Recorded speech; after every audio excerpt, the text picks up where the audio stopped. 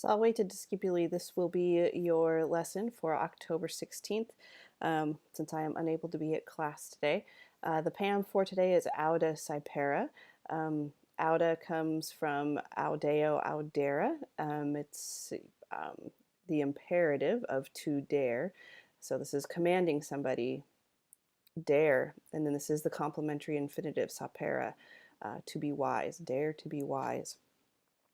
Our daily history for stage 18 is going to focus on Caesar Augustus. His full name, once he was in that role, was Imperator Caesar Divi Filius Augustus, which means Emperor Caesar Augustus, son of the divine. You can see our genitive ending right there, genitive singular from the second declension.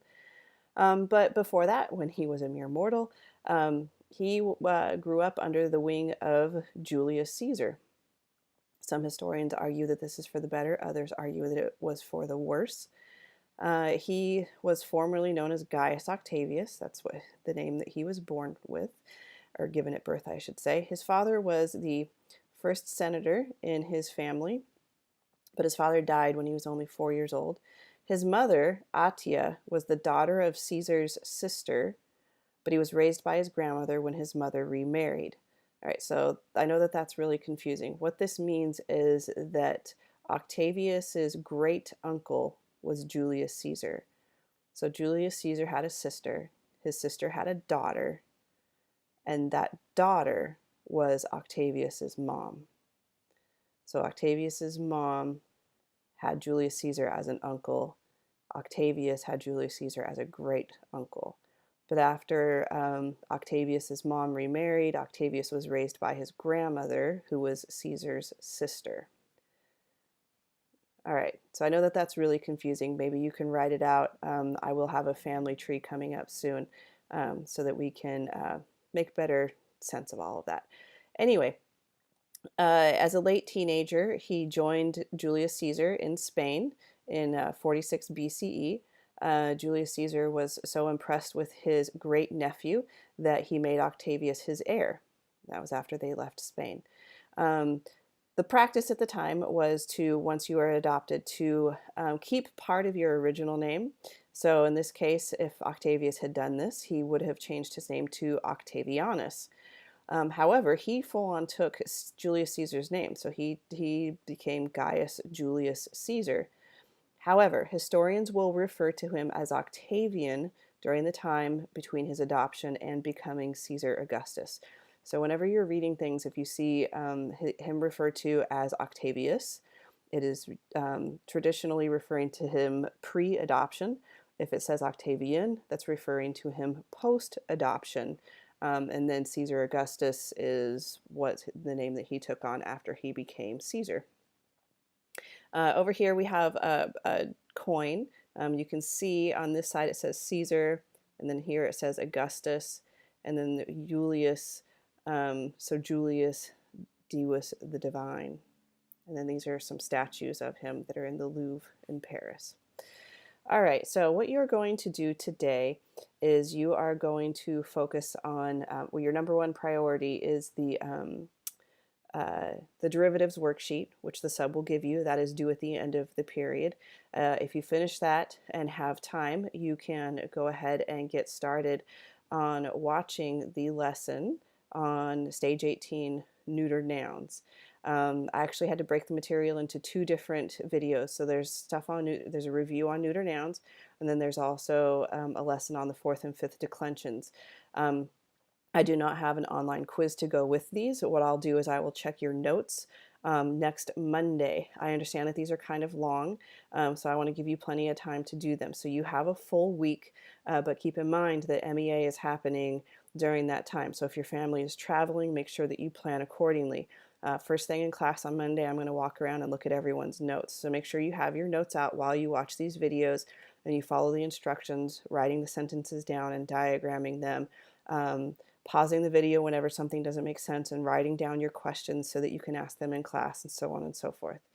All right, so like I said, number one priority, finish the derivatives worksheet today, and then start watching these videos. But I want to point out a couple of other things. before you get going. So this is all the Stage 18 material that I have posted so far. In the vocab, you'll see that there's a Stage 18 vocab. That's only the words for Stage 18. After you've mastered those words, you can move on to the review.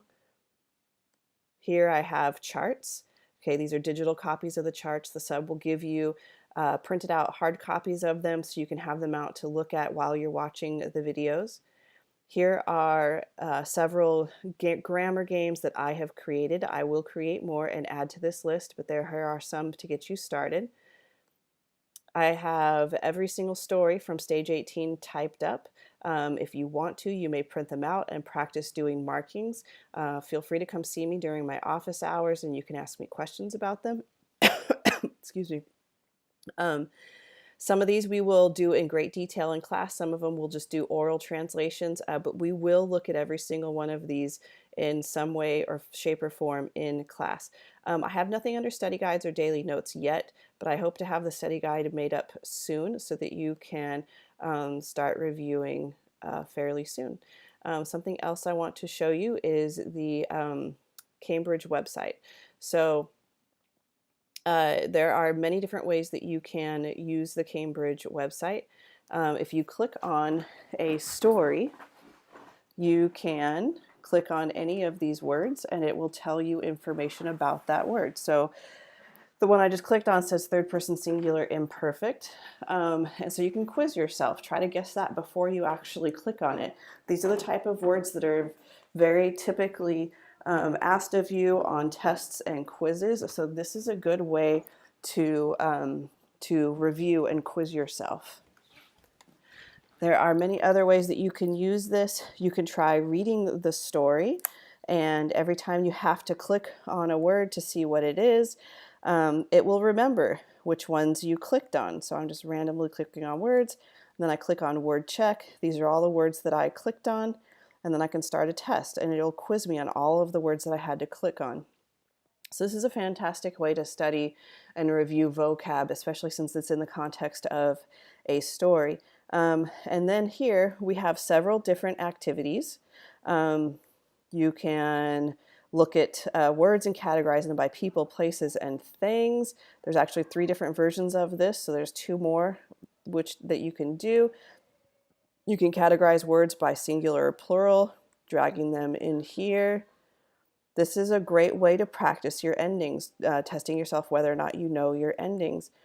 This one right here is categorizing adjectives according to comparative or superlative. Great practice. So all of these exercises here are really great. These 2 down here are pretty difficult, but don't be discouraged. So these are both adjectives. You have to match the adjective to the noun that it's modifying. Here it would be multi modifying tabernarii because both of them are nominative plural masculine. If you choose the correct one, then you get to translate the story. So many shopkeepers gave money to Eutychus. It doesn't care if you capitalize or not. But let's say you pick the wrong one. It will tell you, it'll try to explain to you why it was wrong. It'll give you oftentimes page numbers that you can go and look at in the book. So this is a fantastic way to review. All right, so that is Cambridge Elevate. What else? I do believe that that is it. So get started on that derivatives worksheet. Like I said, it's due at the end of the period. And for period 3, I won't be seeing you again tomorrow, so you'll have another quick lesson to watch. Period 4, I will see you on Wednesday. Remember those flipped lessons, the notes for them are not due until next Monday. Waleta.